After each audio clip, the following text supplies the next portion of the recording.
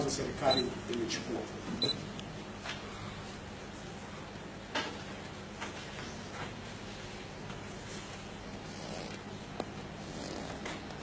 Mheshimiwa Mkuu wa Mkoa, binafsi ninaomba nichukue nafasi hii kumwomba radhi sana Mheshimiwa Rais wa Jamhuri ya Muungano wa Tanzania Dr. John Pombe Magufuli kwa mapungufu yangu mimi Dr. Rajabu Mtumba Rutengwe kwa kutokuwajibika kwa kiwango cha kasi ya serikali yake ya awamu ya 5. Nisamehe sana, na hakuna binadamu aliyekuwa mkamilifu. Tukumbuke kisa cha Nabii Yona alipomezwa na samaki akiwa baharini. Wakati akiwa tumboni mwa samaki, alimuomba Mungu kwamba yeye ni mkosaji, anaomba msamaha kwa mapungufu yake.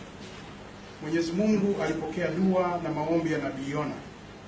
Kwa miujiza ya Mungu, yule samaki alikwenda ufukweni mwa bahari, akamtapika Nabii Yona, na ndio ikawa salama yake. Binafsi ninaomba radhi sana, kwani sina pa kushika wala pa kuanzia kimaisha.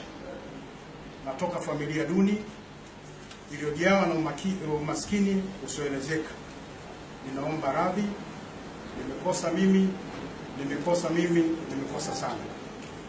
Vile vile niombe radhi wananchi wote wa Morogoro kwa namna moja au nyingine kwa kuwasababishia vifo, mapigano, hasara na maumivu mbalimbali.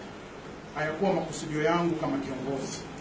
Muda wote nimewapenda sana, na nyinyi wenyewe ni mashahidi nilivyovuja jasho kutumia hekima na busara hadi kupunguza ukubwa wa matatizo ya kabla sijafika mkoa wa Morogoro tarehe 16 mwezi wa 12 2014. Mkoa huu ulikuwa ukaliki, kila siku ni matukio. Mungu ni mkubwa.